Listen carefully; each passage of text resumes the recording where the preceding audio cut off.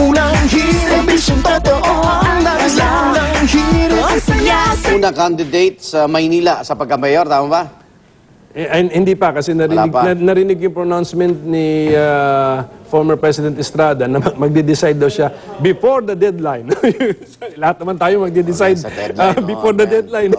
Okay. So anong inaasahan talaga ng taong bayan dito sa una? Hindi ito mga dating politiko na parang nagmamaskara lang, Senador? Okay. Itong una actually, tinutuloy lang namin yung aming partnership. Binago namin ang pangalan. Kasi ito, coalition lang ito. Every election dapat baguhin ang agreement.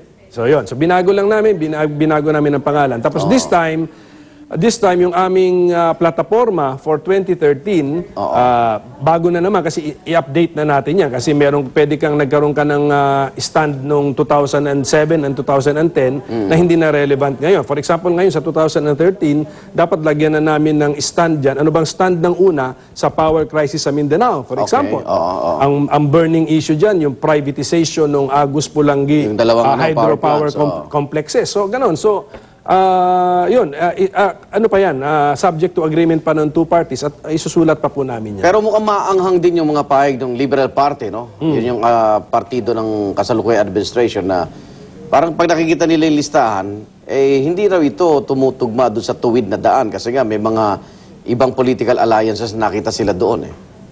Actually, kung sa tingin nila meron doon mga hindi tuwid at meron silang ebidensya, di pailan nila ng kaso yung mga yun.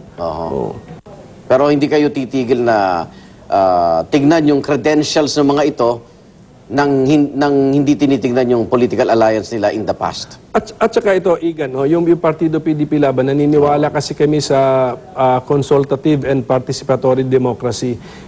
Kung yung mga nakalista doon kanina, merong mga hindi rin tugma, hindi rin sang-ayon sa aming pag-iisip. Pero demokrasya kasi ito Mabuti yung point of view na yun, represented din. Hindi lang yung isang point of view lang ang represented. So, JBRC ito. PMP yan? Yes, kasama si JB. Mitos, ano yan? Lakas Kampi. Pero kailangan iwanan na ni Mitos yung kanyang partido. Kasi kung sasali siya sa aming party, hindi pwedeng member ka sa maraming partido. Mamili ka na. Okay. Mensahe sa ating mga, hindi ba napakaga ng pamumulitikan to? Okay, actually hindi maaga. Kasi actually sinundan namin yung deadline ng COMELEC. Ang COMELEC ang may deadline. Kaya po namin final yung aming coalition agreement kasi nga may deadline ng COMELEC. Kung kunyari ang deadline ng COMELEC next month pa, next month pa po namin ito i-file. So bali napaaga yung announcement ng coalition kasi nga po we met the deadline of the COMELEC. Okay. Pero bilang panghuli, hindi kayo saradong-sarado kay Mig Zubiri, Sino? Kayo? Basta magsabi na siya ng katotohanan. Kunyari, magkakwentuhan nga kayo. Magsabi na siya ng katotohanan. Okay, maraming salamat. Ang Pangulo po ng PDP Laban, Senador Coco Pimentel. Good luck. Ayan po ating naging talakayan.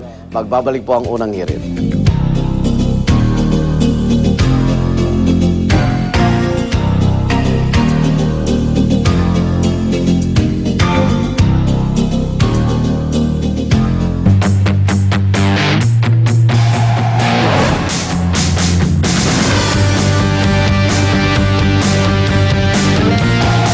Bahagi ng motorcycle safety campaign ng Yamaha, ginanap noong March 24 ang Be Safe, Be Different, Be Yamaha Safety Touring.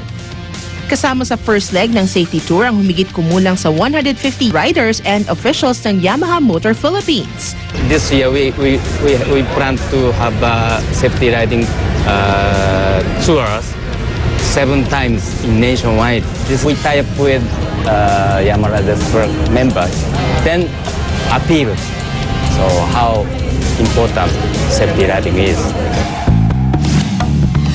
Una-munang nagtipon-tipon ang grupo sa Y-Zone Ortigas. Mula dito, sama-samang nagpunta ang grupo sa Antipolo kung saan namigay ng safety flyers ang Yamaha riders. Pagkatapos sa Antipolo, tumulak na ang grupo papuntang Pagsanghan Church kung saan naghihintay naman ang riders na mula pa sa Lipa, Batangas. At sa kanilang last stop sa isang resort sa Pagsanghan, nagkaroon ng safety orientation, talent showcase at pledge for safety activity ang riders. Sa kanilang safety touring, napatunay na it's really more fun under the sun kung safe ang inyong ride. Kaya naman be safe, be different, be Yamaha. Ang bahaging ito ay inihatid sa inyo ng Yamaha Safety Riding.